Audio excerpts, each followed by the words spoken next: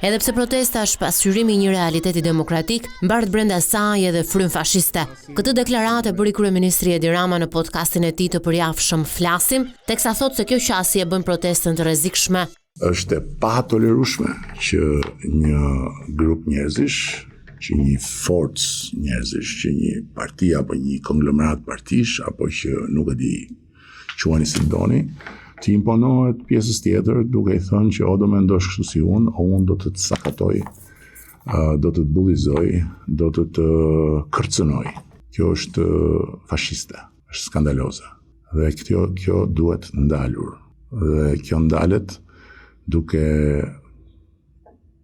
mos u tërhequr përpara këtyre lloj presioneve dhe përpara këtyre lloj hajvanëve. Sipas Ramos, pasoja më e madhe e protestës po shfaqet në turizëm. Ai thotë se turistët e huaj po anulojnë rezervimet. Nëse kjo situatë do të vazhdojë dhe nëse anullimet do të vazhdojnë, ky nuk do të jetë një sezon i suksesshëm, ky do jetë një sezon i sabotuar nga vetë ne.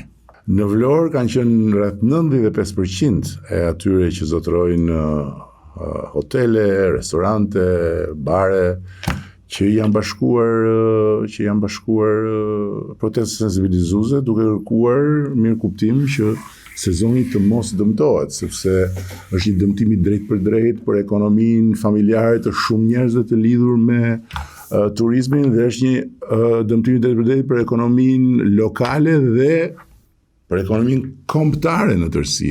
35 vjetori i Partisë Socialiste e gjeti Shqipërinë më mirë se asnjëherë, tha Rama. 35 vjet Partisë Socialiste, një kremtim i planifikuar prej kohësh që u kurorëzua me 12 qershorin, në një moment të veçantë, sepse jo thjesht është një ditëlindje dhe një përvjetor, por është një moment që e gjen Shqipërinë më mirë se Shqipëria ka qenë ndonjëherë në çdo aspekt. Dhe kjo fal Partisë Socialiste dhe qeverive të saj. Kryeministri e mbylli podcastin me një vlerësim për arsimin profesional dhe rolin e tij strategjik në punësimin e të rinjve që kërkon tregu, veçanërisht në turizëm dhe teknologji.